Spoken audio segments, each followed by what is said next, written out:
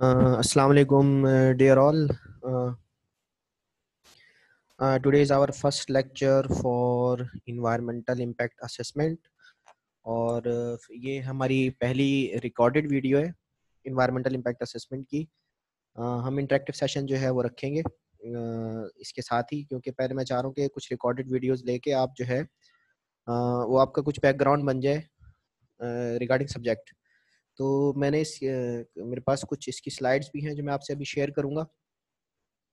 Meanwhile जो है वो इंट्रोडक्शन दे दूं कि भाई पहले हम क्या करेंगे। सबसे पहले तो मैं आपको मियास के हवाले से बताऊंगा कि मल्टीलेटरल इन्वायरमेंटल एग्रीमेंट्स यानी इन्वायरमेंट इम्पैक्ट असेसमेंट की हिस्ट्री हमने डिस्कस की थी लास्ट टाइम।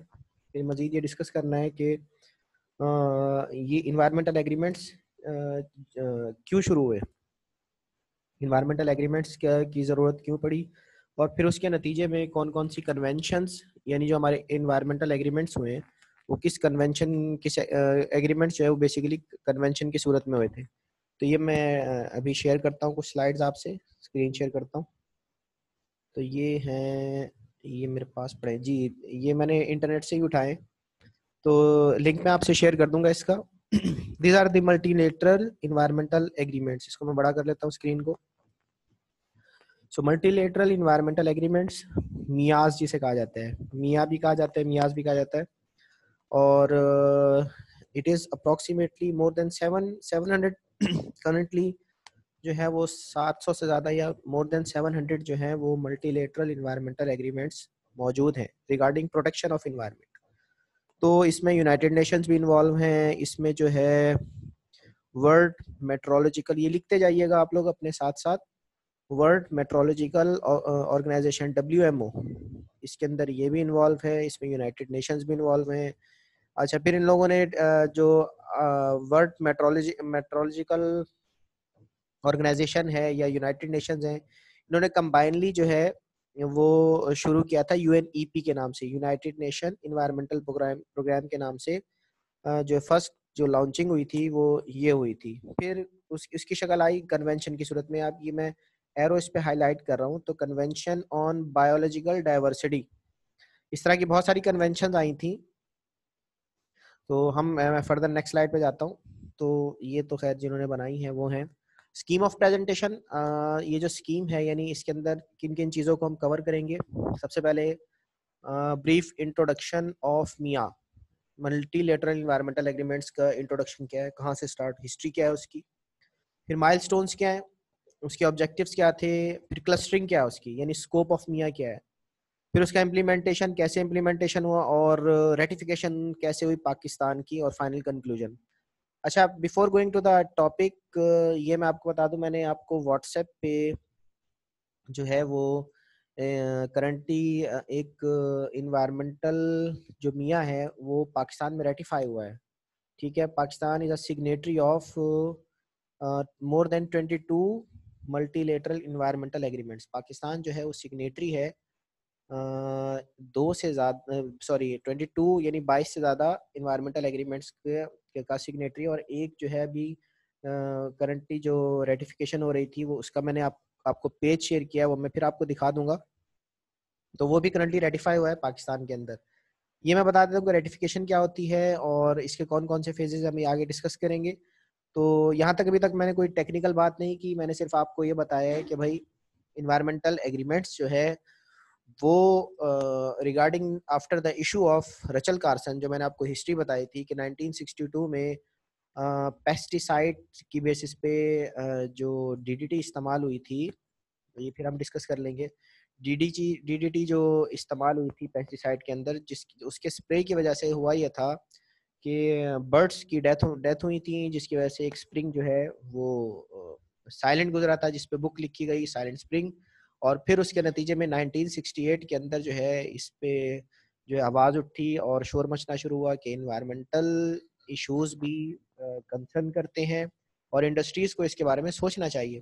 फिर मियाज की शक्ल बनी, यानी कुछ एग्रीमेंट्स हुए 1970s के बाद, मल्टीलेटरल इन्वायरमेंटल एग्रीमेंट्स हुए, और ये एग्रीमेंट्स नॉर्मली जो है वो कन्वेंशन की सूरत में हुए, यानी कन्वेंशन बनी उसकी। ये मैं आपको दिखा देता हूँ, आगे चलते हैं हम इसको।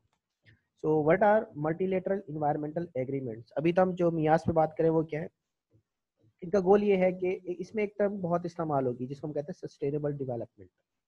सस्टेनेबल डेवलपमेंट क्या होती है, इनका काम क्या था? बेसिकली इनका काम था प्रोटेक्शन ऑफ इन्वायरमेंट, यानी ये जो इन्वायरमेंटल इश्यूज आ रहे हैं इसको कैसे प्रोटेक्ट किया जाए, this is the main issue, sustainable development. फिर उसकी मेजरमेंट करके उसकी रेमेडी या मिटिगेशन लेना। ये मिटिगेशन हमने लास्ट टाइम भी पढ़ा था, जो नए स्टूडेंट्स हैं वो सुन लें। मिटिगेशन का मतलब ये होता है रेमेडी, यानी कि कोई इन्वायरमेंटल प्रॉब्लम आ रहा है तो हम उसका क्या रेमेडी दे रहे हैं, ठीक है। और फिर उसमें हम सस्टेनेबल डेवलपमेंट की तरफ किस हद तक जा रहे हैं। और best known MEAs are those that deal with global problems. और मैंने आपसे पहले जैसे मैंने आपको बताया कि more than 700 multilateral environmental agreements हैं, लेकिन जो बेस्ट नोन वो है, वो जो ग्लोबल कंसर्न, जो बेस्ट नोन होते हैं वो होते हैं जो कि ग्लोबल कंसर्न पे होते हैं, ठीक है। कुछ के इशूज़ कम होते हैं, कुछ के इशूज़ ज़्यादा होते हैं। जैसे हैजार्डस है, हैजार्डस के इशूज़ ज़्यादा हैं, तो उसका जो इन्वायरमेंटल एग्रीमेंट, उस पर जो कन्वेंशन बनी थी उसकी उसकी रेटिफिकेशन सख्त है, कुछ बहुत नरम होते हैं। तो हम फर्दर इसको कंटिन्यू करते हैं आगे कि they are govern by international law and they are concluded in written form. ये दो बातें बड़े काम की हैं। They are govern by international law. देखिए पाकिस्तान के अंदर भी एक एक्ट बना हुआ है जिसको हम कहते हैं Pakistan environmental protection act. Environmental protection की बात लाजमी आती है। फिर इसी तरह एजेंसीज भी हैं, सीपा, पीपा, बीपा, इन्वायरमेंटल प्रोटेक्शन एजेंसीज हैं जो कि मुख्तलिफ प्रोविंसेस में काम कर रही हैं। तो ये क्यों कर रही हैं, इनकी रीज़न क्या है? They are govern by international law. ये बड़े ज़रूरी बात है। यानी अगर ये इंटरनेशनल इनको फेम ना मिले, इंटरनेशनली ये रिकॉग्नाइज ना किए जाएं, तो इसका मतलब इन्वायरमेंटल की तो कोई कंसर्न ही नहीं होगा। तो इंडस्ट्रीज को जो प्रॉब्लम्स आती हैं वो क्यों इस पे फोकस करती हैं, उनको क्यों फॉलो करती हैं?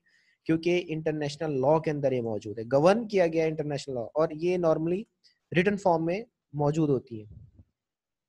अच्छा, ऑब्जेक्टिव क्या था मल्टीलेटरल इन्वायरमेंटल एग्रीमेंट्स का? ऑब्जेक्टिव यही था कि इसमें ह्यूमन और इन्वायरमेंट दोनों को बचाया जाए, ठीक है। हमारा कंसर्न ह्यूमन भी है, हमारा कंसर्न इन्वायरमेंट भी है। इसलिए जब हम इसकी बेस लाइन करते हैं, वो मैं आगे डिस्कस करेंगे बेस लाइन क्या होती है।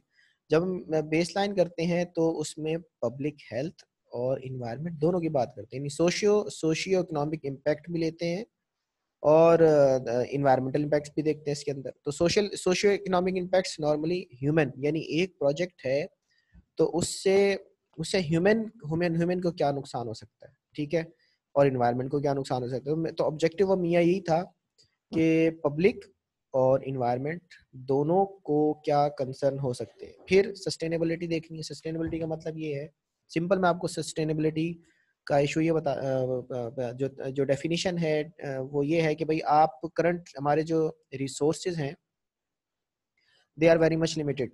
आपको पता है हर चीज़ कुदरत ने जो है, अल्लाह ने जो है एक लिमिटेड दी है, ठीक है। और आपको पता है ज़मीन की भी एक लाइफ है और उसके अंदर जो रिसोर्सेज हैं वो भी लिमिटेड है। पानी लिमिटेड है, हमारे जो सॉइल है वो लिमिटेड है, मिनरल्स लिमिटेड है, हमारे जो क्या कहते हैं एयर, उसके अंदर जो एमिशंस की कैपेसिटी है वो लिमिटेड है। तो इन सब को ये इसको इस लिमिट रिसोर्सेज को ऐसे यूज करना कि आपकी लिमिट जो है वो उन रिसोर्सेज को डिप्लीट ना कर दे, इसको कहते हैं सस्टेनेबिलिटी। यानी आपने पानी का इस्तेमाल ऐसे किया क्या कि आप पानी इतना इस्तेमाल ना कर जाएं कि वो अगले आने वाले नस्लों के लिए पानी ना हो, ठीक है। या इसी तरह जो है आपने एयर के अंदर पोल्यूशन इतनी कर दी कि वो सांस लेना मुश्किल हो जाए। तो ये सस्टेनेबिलिटी कहलाती है कि आप इन्वायरमेंट को तो यूज करें। देखिए यूज ना करना मकसद नहीं है।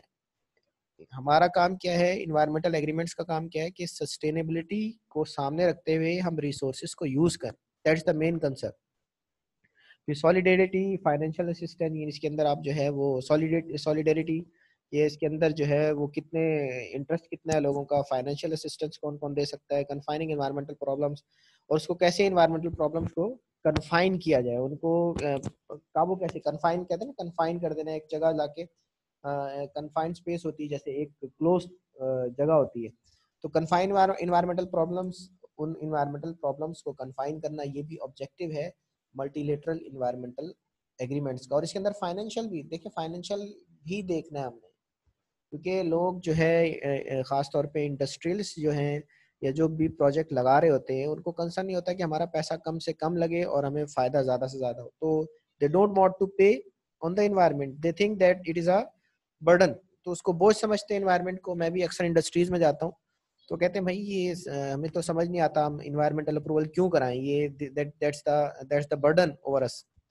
तो बहरहाल ग्लोबल कंसर्न यही है कि मियाँ का कंसर्न भी यही था कि आपने जो है उसमें किस हद तक फाइनेंशियल असिस्टेंस कर सकते हैं लोगों को। एक कंपनी है वो खोलना चाह रही है तो ग्लोबली उसको कैसे कैसे उसकी हेल्प आउट की जाए अगर वो इन्वायरमेंटल प्रॉब्लम्स को